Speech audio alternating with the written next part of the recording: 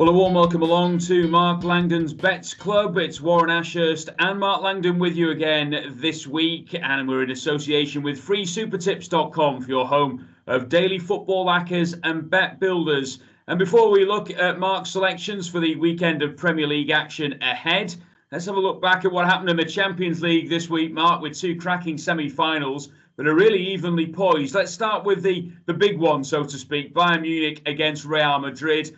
2-2, and do you see it like many people that Real Madrid have the edge with that second leg to come at the Bernabeu? Yeah, I think so, Warren. I think over the balance of play, Bayern Munich, if there was to be a winner, it should have been them at 2-1. I felt like they were the team more likely to go on and get the next goal, and then Kim gives away a really cheap penalty, and Vinicius levelled up the tie. I think that home advantage is a big one because you've not only got the 90 minutes, you've potentially got 120 minutes at home to try to get the job done. And we know that it's going to be a hostile environment for Bayern to go into. And don't feel like Real Madrid will be as passive in that home game as what they were at the Allianz. From Bayern Munich's point of view, they left their Bundesliga form behind them. They played well. I thought most facets of their game looked in order, particularly in those forward lines. You know, Harry Kane dropping deep, linking the play for Muller and Sane, and Musiala was one of the best players on the pitch. It's just defensively big concerns over them. The fact that Eric Dyer at the moment is their most reliable centre back might say something about some of the other guys alongside him, and just that Vinicius, Rodrigo. Got Rodrigo. Jude Bellingham can't play as badly. I thought he was very quiet. That slight concern for Gareth Southgate, maybe, that Ancelotti thinks that he's tired at the moment and wasn't fully fit. Hopefully he can get fully fit for the Euros. But yeah, I would edge towards Real Madrid because once again, they weren't the better team, and yet they've sort of managed to not lose the game. And the other one, obviously on Wednesday evening, saw Borussia Dortmund against Paris Saint-Germain. A slender lead for the Germans to take to Paris in the second leg. Is that going to be enough? I would fancy PSG to be able to overturn that. They've only got to win the game in 90 minutes, and then you take it to at least extra time. I thought it was a brilliant game. Slightly slow start, as you'd expect with so much riding on it. But second half, I mean, now it's finished 1-0. I just never know, really. PSG at the inside of both posts missed some good chances. Dortmund missed some good chances. It was a fantastic game. I think it highlighted that both teams have got flaws and would be underdogs in the final. But I've also got players in those forward positions that can make a difference and potentially cause problems if they get through to the final. I'd say it was a fair enough result over the course of the 90 minutes that Dortmund won. But it is only a slender advantage. From the very start of the tournament, we tipped Paris Saint-Germain to win it around about 14 or 16 to 1. And I remain hopeful that we can get at least the each way up. I mean, you mentioned about players standing out, Mark. Jadon Sancho in particular had an outstanding game. Is it coming too late for him to be involved in the Euros, do we think? Well, he hasn't got to get on the plane, has he? Because he's already in Germany. So you've done well to resist that bit of should he be on the plane. I think it is too late for a manager like Southgate, who I would say is safety first in terms of who he wants in his squad. I don't mean that necessarily in the way that he plays, although a lot of people do think that of Southgate. But he never seemed to fully trust in Sancho, even when he was playing well before. He was in the squad, but when there were big calls for him to play, he never sort of bowed to that. And I don't know if Sancho kind of would be ready for that England environment. He's very comfortable at Borussia Dortmund. I don't know what his relationship's like at England. He's never really played that well for England. It's been more like the Manchester United Sancho, hasn't it, when he's played for England? But that performance last night was brilliant. He just took Nuno Mendes on every single time he got the ball. Absolutely fantastic. And I'm not expecting Ten Hag to be the Manchester United manager next season. You would hope that whoever sort of replaces him is able to get the best out of Sancho, because I think it'd be a massive shame for Manchester United if they let go of a talent like that. I mean, they're not good enough to let go of a talent like that. So they need to find a way to harness, that whatever he's got at Borussia Dortmund, Yeah. he should be able to take forward at another club. But I don't think I'd be in a rush to take him to the England squad. I think that there are enough players that can fill those positions.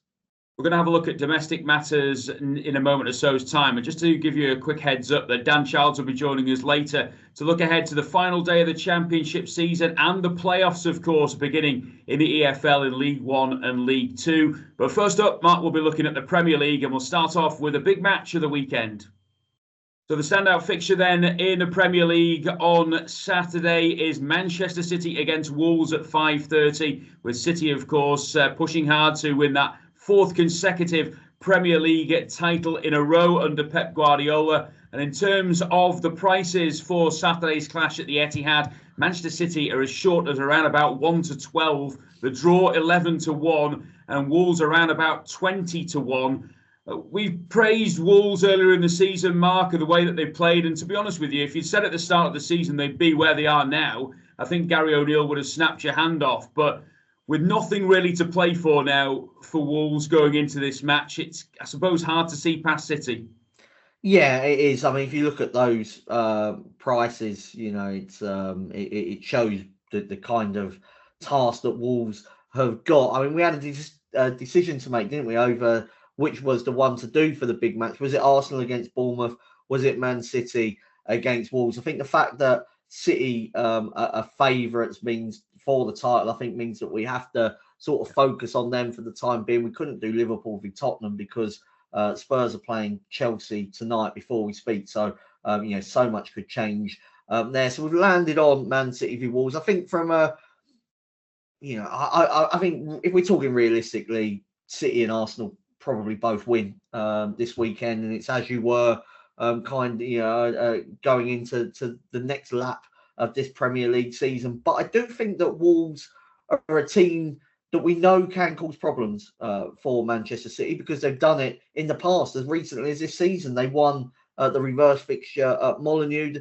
I remember, was it under Nuno? They did the double, didn't they, over Manchester City one season. So I think Gary O'Neill likes to test himself in these type of matches, and Wolves have got some of the ingredients that you need, I think, to be able to beat Manchester City, and that's to defend well and then to counter-attack quickly.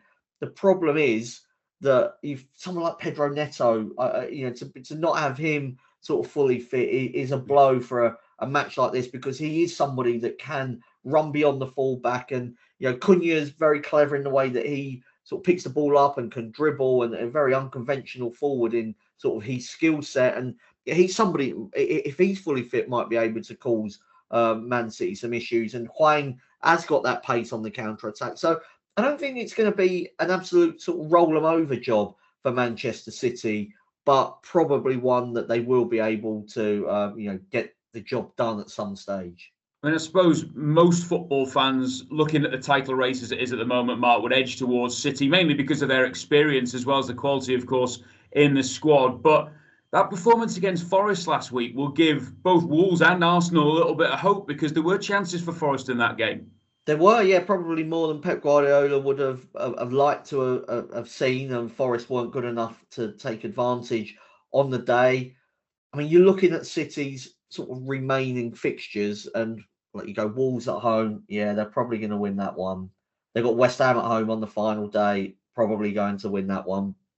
Fulham away, slightly tricky task, but again, one that you would expect them to win. So it's probably going to come down to that game, I would say, at White Hart Lane, as I still like to call it, that they've got in the final week of the season against Tottenham on that Tuesday night.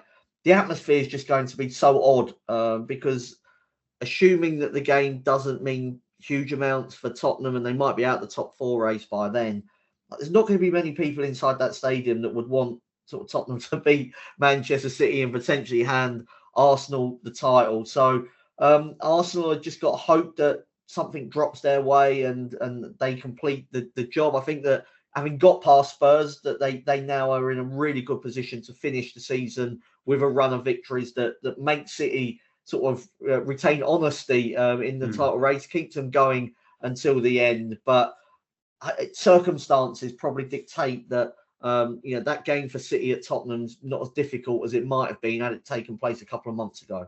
Yeah, I'd agree with that. Manchester City against Wolves, then the standout fixture, 5:30 on Saturday. What's your best bet for this, Mark?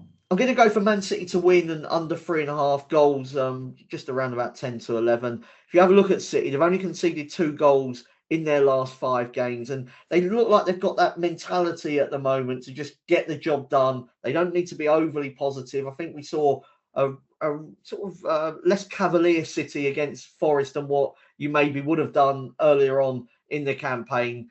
And if they get their noses in front and potentially go 2, I don't see them sort of pushing the boat out to get 3 or 4. Goal difference, I'd say, is too much of a obstacle for them to claw back now against Arsenal. And it's probably not that important anyway, if you have a look at sort of the makeup of the point. So just get the win, get out of there and get ready for the next game. That's how I'm seeing sort of City taking it, and Wolves not being at full strength, unable to do a job on City. Well, it's Mark's thoughts then on the clash at the Etihad. Time now to look at the rest of the Premier League fixtures. Well, we'll start off then by looking ahead to the action on Friday evening, as Kenilworth Road is the venue for Luton against Everton at 8 o'clock kickoff. Prices are around about 31 to 20 for Luton to claim the 3 points. Everton 8 to 5 and the draw around 13 to 5. A couple of weeks ago, Mark, this would have been seen as a massive 6-pointer. Not so much this time now. No, Everton have done fantastically well to get themselves out of trouble. They've had 2 points deductions this season. They're goodness knows what's going on in the background. Sort of more stories about issues, of a financial nature for them to sort of battle past, even as we speak now. So you're not quite sure what the future for the Toffees is, but what you do know is that under Sean Dyche, they're going to be honest, well organised defensively, and I actually thought that they'd be shorter to win this game against Luton. I know that there's more riding on it now for Luton than what there is for Everton, but I'm going to go for Everton, draw no bet. I don't see them easing up at the moment. They've kept 4 clean sheets in their last 5 matches, and we've praised Luton a lot, and some of it was rightly so, because there was a spell just after Christmas when they looked like they were getting their act together. Then they had a load of injuries. I know some of them players are now returning, but they've got 5 points from their last 13 Premier League games. And I think Everton should be favourites here, and sort of shorter than what they are. The draw always feels like it's a runner with Everton because they don't score that many goals, but they might not need to sort of work that hard for their opportunities because Luton's so leaky. So I'm going to go for Everton, draw no bet. Just a very quick word on Sean Dyche and the job that he's done, Mark, at Everton. I mean, as you say, all sorts going on behind the scenes. He's had some week because obviously, beating Liverpool in the derby and then sealing a place in the Premier League for next season. He's even in the new video for the Blossoms new single as well. So he's everywhere at the moment. But, you can't blame him for that because it's been an outstanding job he's done. He's enjoying himself, isn't he? That new tracksuit he seems to be wearing as well.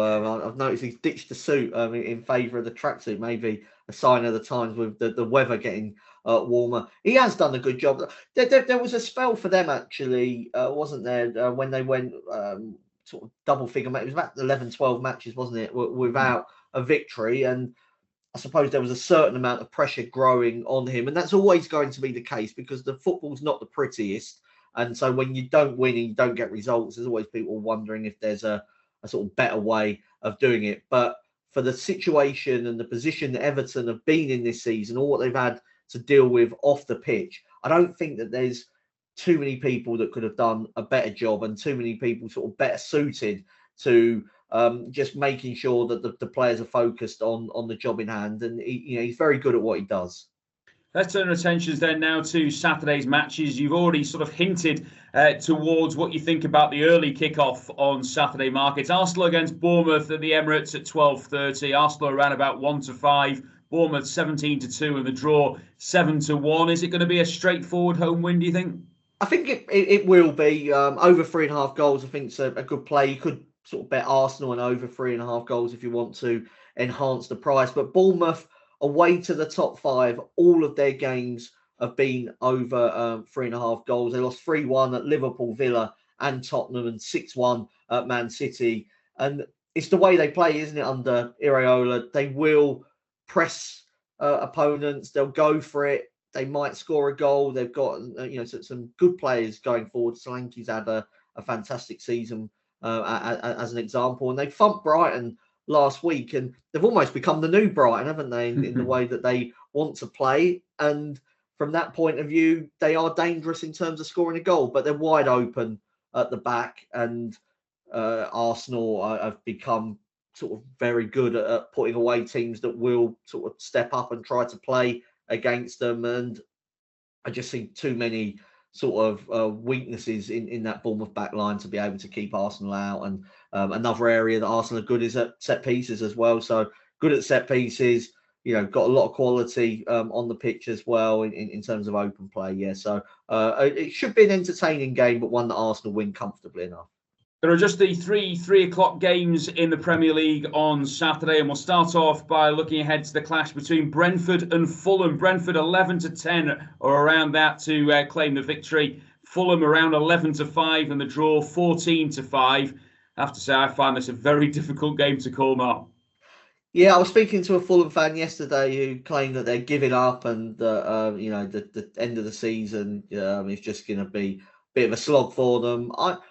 I disagree, really. I'm going to go for Fulham to win this game. They're an inconsistent side, but they're very dangerous. They've won 4 of their last 10 Premier League matches. That includes victories over Manchester United and Tottenham. Not perfect teams, but sides that are challenging at the right end of the table. And they are a capable side, Fulham. Not the sort of team you want to be backing at shorter prices. And I'd say the same about Brentford. And I agree, it's not an easy one to call, but I'll let the prices dictate the bet and just go for the outsiders. Another of the 3 o'clock games is at Turf Moor, and this could be huge for Burnley's battle to try and avoid the drop as they play host to Newcastle. Burnley around about 5-2 to claim the victory. Newcastle 19-20 and the draw 3-1. Newcastle, I watched their game with Sheffield United last week, and they absolutely tore the Blades apart in the second half. But you feel like Burnley have really got a bit of impetus at the moment, Mark.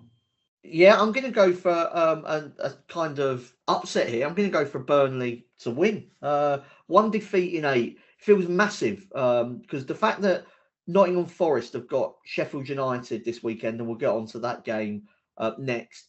I think Vincent Kompany will be adding 3 points on to that Forest tally. So Burnley, I think, need to match that because they've got Tottenham away next week, but they've got Nottingham Forest on the final day of the season at home. If they can stay within 2 points of Forest, they basically turn that game into a cup final. And I am going to do a shameless name drop here, but I was speaking to Nedum Anua, the former Man City and QPR defender, earlier on this week, and he's good friends with Vincent Kompany, and we were discussing Burnley, and he was sort of, I suppose, just saying really what I mean most people would assume, that they are actually getting better, and if they were sort of starting the season now, they'd be be able to sort of put up a better fight. They got promoted almost too soon. I don't think it was in the plan for them to get promoted as easily as they did, and then they weren't maybe ready for the Premier League, even though they'd done so well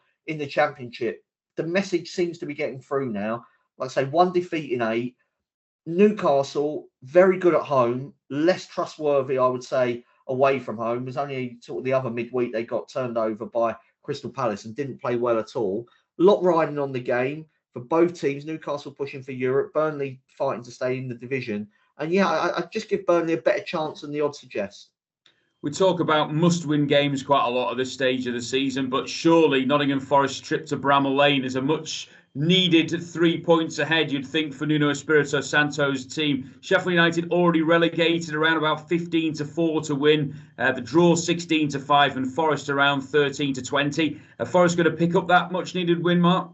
Yeah, I mean, you've got to speak to me in old numbers sometimes. I'm sort of, they're about 4-6. I think Forest. Do you know what? I mean, back in Nottingham Forest at 4-6 to win Premier League matches is not going to be for everyone. I actually felt they might have been shorter to win this game than 13-20, 4-6, whatever you, around about those odds. Look, Sheffield United are relegated. They've been hopeless defensively all season. Chris Wilder, don't think has improved them, or certainly not to the extent that he would have hoped to have done so. There was a small bit of fight, wasn't there, in them when he first came in, but more recent weeks, they lost a similar game to Burnley a couple of weeks ago and were thumped in that game. And you alluded to it earlier on. I thought Forest played well against Manchester City, created some opportunities, competed very well in sort of most aspects of the game, and we're just done by, I suppose, well, it was a set piece, wasn't it, that sort of opened the scoring, and that has been an Achilles heel for Forest all season. Second goal when they're chasing it, Haaland finishes it off. But I think if Forest play like they did in that game, this is one that they can win, and I don't think they've been as far off as the results suggest. Howard Webb came out, didn't he, and said, that they should have had a penalty at Goodison. I don't want to get the violins out because they've kind of done that for themselves on refereeing decisions this season and in recent weeks. If Forest maintain sort of recent standards, I think they win the game. So I'm going to go for an away win. Let's turn our attentions now to the action on Sunday. 2 games at 2 o'clock and one at 4:30. And we'll start off by looking ahead to the 2 o'clock games. And the first one on the list is the Amex Stadium clash between Brighton and Aston Villa. Brighton around about 19-10 to win. Villa 13-10 and the draw around 11-4. We're recording this, of course, before Aston Villa's Europa Conference League semi-final first leg against Olympiacos. Will that have an impact, maybe, Mark, on Sunday's game? I thought it was very interesting that Unai Emery said that Champions League and sort of so therefore finishing in the top 4 was the number one target, and so you have to take him at his word and suggest that maybe it won't be an absolutely full strength team that Aston Villa can select against Olympiacos. I think it will have an impact. Fans are excited about a European semi-final. We don't know the score and kind of what Unai Emery might need to do in terms of that second leg in Greece. And I think that the biggest problem is that they're just running out of players. Aston Villa, injuries and suspensions have taken their toll, and they were fortunate, I felt, to get a point against Chelsea, not just because of that debatable VAR disallowed goal in the last minute. Actually, the way they played. Chelsea, the nap last week was Aston Villa draw no bet. I was absolutely delighted to get my money back because I thought Chelsea dominated most of that game, and you do have to wonder about fatigue. And I can see Unai Emery in this game against Brighton just not playing that aggressively and being quite conservative, and that's what I'm going for, under 3.5 goals in the game. I think Emery would think that a point's a decent result in terms of what Tottenham have got left and just looking to maintain that gap between the two teams. And Brighton are falling off a cliff. 5 goals in their last 12 matches. So I'm going to go for under 3.5 goals in this game. I mean, the Premier League's been full of goals this season, and the line has almost jumped in a lot of instances. It used to be 2.5. Now we've moved up to 3.5. I just wonder if it's gone too far. Well, Chelsea, of course, are in action on Thursday as well against Tottenham. And, of course, we're recording this before that game. But they're also in home action against West Ham at 2 o'clock on Sunday as well. Chelsea around about 4-6 to win the game. 7-2 West Ham, and also the draw around 7-2 as well. Is this going to be more home success for Mauricio Pochettino? I think they'll win the game. Yeah, I'm going to go for Chelsea and over 2.5 goals. Some of their recent home wins: 6-0 against Everton, 4-3 Man United, 3-2 against Newcastle. They are looking better in the final third. Still don't make the most of all of their opportunities, but they're creating enough to beat West Ham, I would say. Just defensively, you just can't be mad on them. They still make too many mistakes. They are unable to stop teams from counter-attacking against them. And West Ham are good on the counter-attack. Kudos, Bowen, Paquetá, Antonio as well. So there's a threat from West Ham on the break. So Chelsea to win and over 2.5 goals.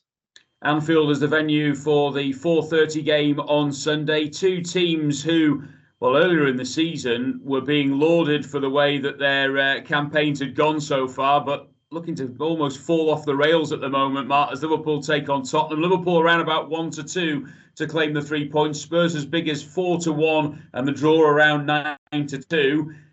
How do you see this one going between two, you would argue, out of form teams? I'll flip it the other way, Warren. You're a Liverpool fan. Let's start with you. What have you made of I mean, how much blame sort of goes to Klopp or to the players, or if they just kind of this is who they are and they're kind of masters fallen? What's your thoughts on Liverpool? I think I feel very sorry for Jurgen Klopp, because I feel in a way like the players have let him down a little bit. Certainly some of the senior players in the last few weeks. And, I admit that the whole announcement of him leaving didn't necessarily help the cause when you look back in hindsight now, but there was no other way that he could have done it without it being leaked previously. But I think in recent games, some of the high-profile names, the performances have just not been up to scratch. And, that was highlighted at West Ham last week, where they did well to fight back from 1-0 down to get themselves 2-1 in front, and then to let another goal in from Mikel Antonio towards the end. It was mightily frustrating. And I think it's a big ask now for them to just flip a coin and then put in another performance against a Tottenham team that need the points still if they are going to have any chance of getting into the top four. I just don't see Liverpool being able to flick a switch. Yeah, I certainly think that Salah's not performed last couple of months. Nunez has obviously missed his chances. Yeah. Some of it's slightly unfortunate, but you can't keep missing opportunities and it always be bad luck. For once, Jurgen Klopp can't complain about kind of the way the fixtures have fallen here, because they've had a 3 week to prepare for the game. Spurs will have played twice since Liverpool were last in action, including a couple of London derbies and some tense ones at that, in terms of the emotions that run between the fans in terms of Spurs Arsenal and then Spurs Chelsea. And I'm going to go here, though, for a complete weakness that Tottenham have got and try and play on that. I'm going to go for Virgil van Dijk, first goal scorer, 25-1 each way. If you look at Tottenham and the goals that they've conceded from, corners and sort of free kicks that have been crossed in recent weeks, it's not good enough. There were 2 against Arsenal. There was 1 against Newcastle, 1 against West Ham, 1 against Wolves. Everton got 2 at the start of February. At the back end of January, they were knocked out of the FA Cup from a set piece in the last minute by Manchester City as well. They're not able to deal with it at the moment. Ange Postecoglou, I don't know, he doesn't seem to think it's that big a deal, but I mean, everybody is targeting the same area and putting balls into that position and blocking off Vicario, who I'm not blaming him, because I think it's up to the defenders to protect him and sort of put somebody. You see loads of other teams that put a defender between the goalkeeper and that blocker now, and Spurs are not doing it. Liverpool, we know, have got sort of set piece analysts that have been very good at their jobs. They were one of the kind of leading I suppose, beacons, weren't they, for sort of that sort of analysis when they brought in the long coach, the long throw coach, not the long coach, the long throw coach for and they were mocked at the time, and then they started scoring goals from it. Tottenham haven't got a set piece coach, and I think they'll be exposed in this game against Liverpool. Agree, it's a difficult one to kind of work out and pick through, but definitely Liverpool have got an advantage at those set pieces, and Van Dijk's a danger from them too. Yeah, and as I said before, if Liverpool and Tottenham fans had been told at the start of the season they'd finish where they are at the moment, they'd have snapped your hand off, I dare say. We haven't even mentioned, though, Warren, that controversial reverse fixture. Yes, exactly. It seems like about 3 years ago now, doesn't it? We've done well. We've done well. Probably the only preview of Liverpool and Tottenham that went that long without mentioning that goal and those red cards. Yeah, and you wouldn't bet against there being some more controversy on Sunday, I'm sure. Monday's game finishes off the week of Premier League action, and it takes place at Selhurst Park. And Palace fans have probably been a bit concerned a couple of months ago that they weren't really seeing some signs of improvement under Oliver Glasner, but that's changed over the last 2 or 3 weeks. They are 7-5 to beat Manchester United. United themselves around 7-4 to claim the victory. The draw 11-4. How do you see this one going, Mark? I think it's absolutely amazing. And I'm not saying it's wrong. I just think it's amazing that Manchester United are outsiders against Crystal Palace. Like that just shouldn't happen, should it? It shows how far United have fallen, that It's what they've become. And the fact is, I wouldn't want to back them as outsiders, but I think their problems are being sort of fully highlighted in the prices. So I'm going to go for the draw in this game. I wanted to oppose United, but yeah, the bookmakers know they're bad. That's why they're outsiders at Selhurst Park. And if you have a look at it, United have drawn 6 of their last 8 games in normal time as well. They've had some very dramatic FA Cup ties that have gone beyond 90 minutes. But in normal time, they have drawn 6 of their last 8. And doesn't feel that dissimilar again in terms of sort of levels to when they went to Bournemouth a couple of weeks ago and got that 2-2 draw. They're a chaotic side. I mean, we've said it sort of for most of this season. Not entirely sure what the plan is. Crystal Palace are a threat, and when Eze and Elise are there, and you always fancy them more. And Mateta is playing he's almost the form of his life, isn't he, at the moment? So I think Palace have got a good chance of winning, but I just didn't like the price. That's why I've gone for the draw. I can see a fair few goals in this game. We couldn't put anybody off something like a 2-2. Well, that's Mark's thoughts then on the weekend's Premier League action. Mark will be back a little bit later on with his player props, treble, nap, and also just a roundup of how everything may well go this weekend and for the remainder of the season. But up next, it's time to speak to Dan Charles to discuss everything EFL with the final day of the Championship season and the playoffs in League One and League Two. Well, I'm delighted to say I've been joined by Dan Charles now to look ahead to what promises to be an absolute cracking weekend of EFL action. We'll get to the League One and League Two playoffs, Dan, in a moment, but we'll start off with the Championship. Final day to look forward to, things to be decided at both the top and bottom ends of the table. Let's start off at the top end, shall we, and just have a quick discussion about that battle for the second automatic promotion spot. Ipswich in the box seat, Leeds hoping for a slip up, but it looks like it could be back-to-back promotions for the Tractor Boys. Yeah, I mean, I think if you're a fan of Ipswich, it's just only natural that with one game to go, you're just going to be telling yourself, oh, something can go wrong. We can have a player sent off in the first minute and a penalty given away. That kind of thing goes through your head. But really, when you look at it soberly, they've been outstanding for most of the season, really, really strong at home. That crowd behind them often, play high tempo, get off the fast starts, and you can't see anything other really than a home win here. I mean, they only need a point, but I'm sure they'll get on the front foot. Huddersfield, mathematically, they're not down actually yet, but they would, realistically they are. I mean, the goal difference turnaround they would need is absolutely huge. So, they're going into the game on a real downer, effectively relegated to League One. Ipswich, as I said, seem to be getting it together at the right time. Won at Coventry, in the week, got a good point at Hull last weekend. I think they'll finish the job. I don't think it'll be a draw. I think they'll win the game comfortably.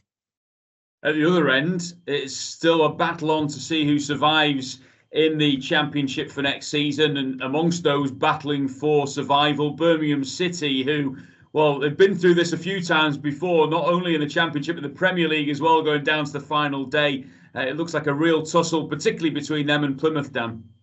Yeah, I mean, this is going to be one. Birmingham are going to be, one of my tips for this weekend. The main tip to beat Norwich in their final game. Birmingham, as you said, Warren, are so used to this situation. Their fans must be absolutely fed up with it. The last 7 seasons, they finished between 17th and 20th in the Championship. It was absolutely incredible. They are the archetypal perennial strugglers in the Championship. They've had the new owners. They were hoping to push for the playoffs, weren't they, under Wayne Rooney, but didn't work out. And here we are. Tony Mowbray come in. He then went, had to leave for health issues. Gary Rowett, a former manager, has come in. He has actually, the results haven't been too bad. They're unbeaten in 3 games, Birmingham, but they are below that dotted line, which is, going into the final weekend. They have got 3 teams they're aiming for that they could catch. Blackburn, who go to Leicester, they're catchable if they lose. Sheffield Wednesday away to Sunderland, they're also catchable. And Plymouth, who we'll talk about later, if Plymouth don't win at home to Hull, they're catchable as well. But Birmingham know what they've got to do. They've got to win this game. And I think they can win it. Norwich are technically not assured of a playoff spot yet, but it would need a big turnaround, between them and Hull for them not to make it. They're 3 points above Hull and have got 7. A goal difference is 7 better than Hull. So you think that Norwich are virtually home and host for the top 6. Their away record doesn't inspire much confidence, really, if you're a fan of sort of Plymouth and one of the other struggling teams. But Norwich have only won 6 away games. Their away points tally is the lowest, actually, of the top 14 teams in the Championship. So they're not good travellers, Norwich. And Birmingham's home form has been their saviour. They've won 9, drawn 6, lost 7 at home. They're a tough team to play at St Andrews, especially when the crowd get up there. It can be quite an intimidating venue. So they won 3-0 in the last home game at home to Coventry, who were chasing the playoffs at the time, putting a real strong performance. I can see them doing something similar and getting the win that may just save their skins. If they do, there might be a Gary Rowett statue going up outside of St Andrews over the close season, and certainly would breathe a huge sigh of relief, I'm sure, the owners, if Birmingham stay up. So Birmingham fighting for their lives, as are Plymouth, who have only, of course, been back in the Championship for a season. They're at home to Hull. How do you see this one going, Dan? Well, Plymouth are the team most in danger. If Birmingham win, they would then need to win their game at home to Hull. I can see Plymouth winning this game at home to Hull and saving themselves as well. Plymouth's a bit like Birmingham. Their home form has been the key for them this season. 9 of their 12 wins have come at home. Their last home game, they won at home to Leicester, put in a real dogged battling performance to win that game 1-0. Would have liked to get over the line definitely last weekend. They conceded a late goal away to Millwall. Played pretty well there, but lost the game 1-0. But I do think they're overpriced here to win this game at home to Hull, 12-5, given Plymouth's home form and the recent win at home to Leicester. I think it's a decent price. Hull are going for the playoffs. They're going to try and win their final game and hope that West Brom lose at home to Preston. I'm not sure that's going to happen. West Brom, you would fancy to win that game, and you wonder if news gets through. If West Brom get in front, how that might affect the morale of Hull players, during this game, especially at half time if they hear that West Brom are in front. So Hull, they've had a little bit of revival recently on a nice little unbeaten run, but I could see that coming to an end here and Plymouth surviving on the final day as well. So that's going to be squeaky bum time for Blackburn and Sheffield Wednesday, isn't it? If you had to pick one to follow Rotherham and Huddersfield, who do you think it would be? I actually think Blackburn are at the most risk here. I mean, Leicester did clinch the title on Monday, with their 3-0 win away to Preston, but they can get to 100 points, which is a milestone that a lot of teams like to achieve. They've had, probably would have been a bit of partying after they clinched the title, but that was on Monday, so they've had plenty of time, Leicester players, to recover and get up for this final game of the season. They are a much better team than Blackburn. Blackburn have been kind of struggling to get over the line in their survival bid for a long time, and I'm not so sure that they'll get anything in this game, and I fear for them because I think that the other 3 teams could get results on the final day. I wouldn't be surprised if Sheffield Wednesday get a result at Sunderland, who are on a really, really poor run recently. The irony won't be lost if John Eustace ends up going down and Birmingham stay up, will it? And often you get stories like that. It's going to be an absolutely cracking end to the Championship season on the final day. We'll turn our attentions now to the League One and League Two playoffs, which start over the course of the next few days. And before Dan gives us his tips as to who he thinks will be promoted, just to remind you who is facing who. In League One, Barnsley are up against Bolton, and it's Oxford against Peterborough. Meanwhile, in League Two, Crawley face the MK Dons and Crewe against Doncaster. Let's start in League One, though, Dan. And who's your selection here to go up? I think you've got to go for a bit of value sometimes here. I mean, it's often called, lazily, it's sort of called the end of season lottery, isn't it? The playoffs. I mean, it's not a lottery. Often the team that plays the better football will come out on top. But you do want a bit of value. And Bolton, for me, I know it's finished third, but 13-8, in a 4-horse race, looks quite short for them to go up. So I'm looking at Oxford at 4-1, and I just think that's quite a good price. I think of the 4 teams, they've finished probably the best. They've taken 17 points from the last 8 games. They needed to finish well because they kind of had a bad start to the year and were in danger of missing out on the playoffs. They clinched that with a 2-1 win at Inform Exeter last weekend. So that was a real high pressure situation that they stood up to well. During this recent run they've been on, they've beaten Peterborough 5-0 at home as well, which is significant because they're playing Peterborough, as you've mentioned, Warren, in the semi-finals. So there's a bit of a psychological edge there. Peterborough have lost 4 of their last 9 league games, so they're having a real wobble towards the end of the season. I can see Oxford having the home leg first is not ideal, but I can still see them coming through this 2-leg tie. I do feel that they'll probably end up playing Bolton in the final because Barnsley have had a shocking finish to the season, 6 games without a win, even sacked their manager, Neil Collins, before the last game of the season. Martin Devaney has come in as caretaker manager for the last game and for the playoffs. But I'm not so sure he'll turn them around. I think I can see Bolton making it to Wembley, but Oxford, for me, are the value to go all the way and win promotion. And where's the value, do you think, in League Two? I mean, you've got teams that have kind of, I would have said, stumbled across the line probably in Crewe and Crawley, and the MK Dons and Doncaster finishing the season in really good form. Yeah, I mean, Warren, that's the way I'm going to go here. I'm going to go with Doncaster, the form team, to make it 9-4. I mean, their run has been absolutely incredible. They were in March, I think they were 20th. I think I'm right in saying they've had they won 10 games in a row, then got the point that they needed away to Gillingham on the final day to make sure they finished in the playoffs. Not only have they finished in the playoffs, they actually ended up in fifth place, which means they've got the home leg of their semi-final against Crewe second.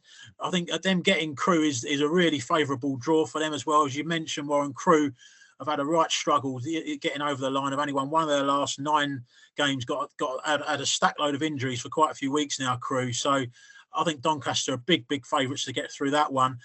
Who meets them in the final? I think it could be quite close, actually. MK Dons and Crawley, both very, very good footballing sides, possession-based sides, attractive to watch. Crawley had a bit of a stumble, but they did do the business when they needed to on the final weekend with a good 2-0 win at home to Grimsby. MK Dons, they've been assured of the playoffs for a couple of weeks, but I would worry about a bit of a loss of focus with them. They won 5-3 at Harrogate and 4-4 they drew at home to Sutton. To concede that many goals, 7 goals in 2 games going into the playoffs, to me, that's not a really good sign. And Crawley, I would say, may even be valued to come through this semi-final. But overall, Doncaster, the run they're on, I can see him getting past Crewe, and I fancy him to beat whoever they're facing in the final.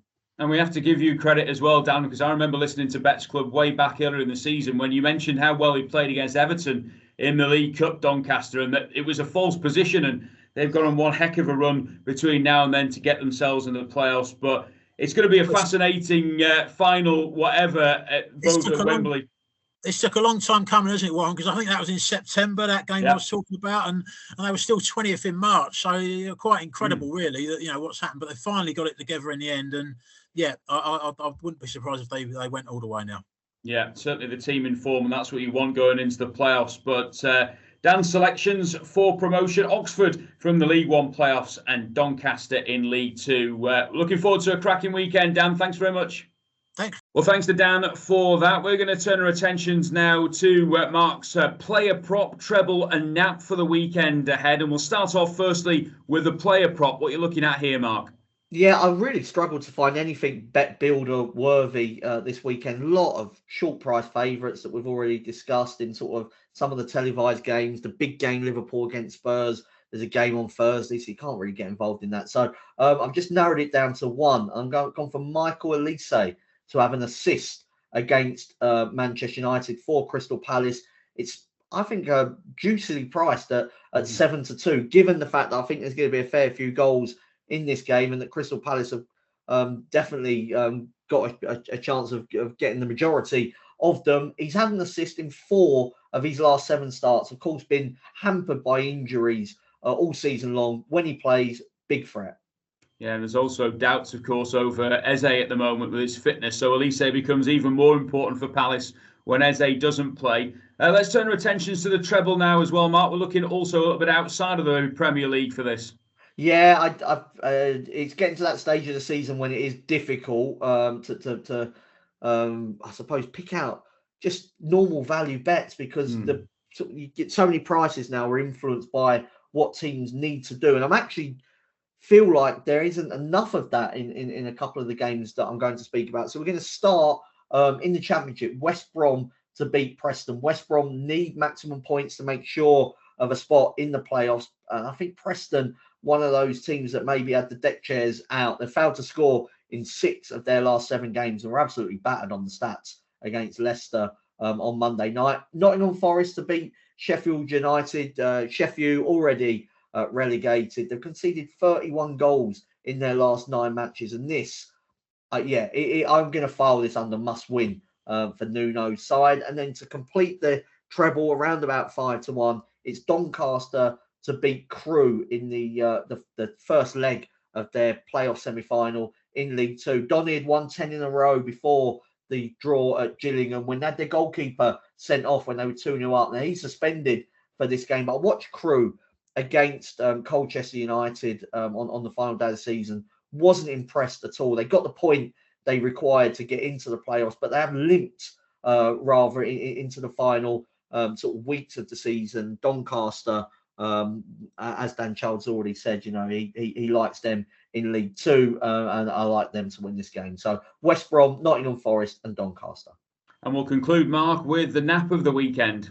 Yeah, so it's going to be a double, actually, in the League Two playoffs. I'm going for MK Dons to qualify against Crawley and Doncaster to qualify against Crewe. So the two highest seeds, if you like, to progress through to the final at Wembley. So MK Dons, since Mike Williamson became their manager, they've had 33 games. And if you have a look at the league table in that time, they've got 62 points over those 33 games. That compares very well to the other top teams in League Two. Stockport 66, Wrexham 65, Mansfield 63. So they're almost sort of in line with three teams that have already gone up, and I think three very good teams that don't have much to fear in League One next season. So since Williamson became manager, they are one of the top teams in the division, no doubt about that. And Doncaster, since Christmas, 47 points. Crewe have had 34. So second half of the season, no surprise to anyone that's sort of watched Donny rise through the ranks. I know they were 1,000 to 1 to be promoted at one stage. So it shows how remarkable their renaissance has been. Had a lot of injuries earlier on in the season. Expect them to beat Crewe. So MK Dons to qualify against Crawley, and Doncaster to qualify against Crewe.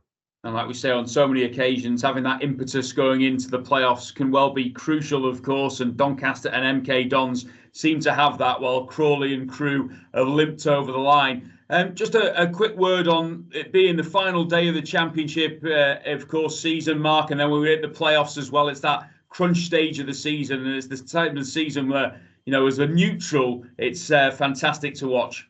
Yeah, I'm not a neutral though, Warren. Ipswich need them to be promoted for a few anti-post bets. I mean, we put it up at the start. It was 2,000 to 1, the Ipswich to win the Championship, Portsmouth to win League One, and Stockport to win League Two. That's narrowly missed, but I'll settle for the promotion treble was 56 to 1. So come on, the tractor boys. Nothing silly against Huddersfield. Just get that job done. I mean, Huddersfield, you hate Leeds. You're not going to want to try, are you? Surely not. Roll over, and hopefully Ipswich get promoted. Really fascinated by what's going on at the bottom of the Championship. Dan's already been through that, but can't wait for it, Warren. It's going to be fantastic. Yeah, cracking weekend ahead. So for myself and Mark, please enjoy your football, but also gamble responsibly. And make sure to like, subscribe and comment. And we'll be back, of course, with Bets Club again next weekend when we look ahead to the penultimate weekend of the Premier League season. Thanks for joining us this week.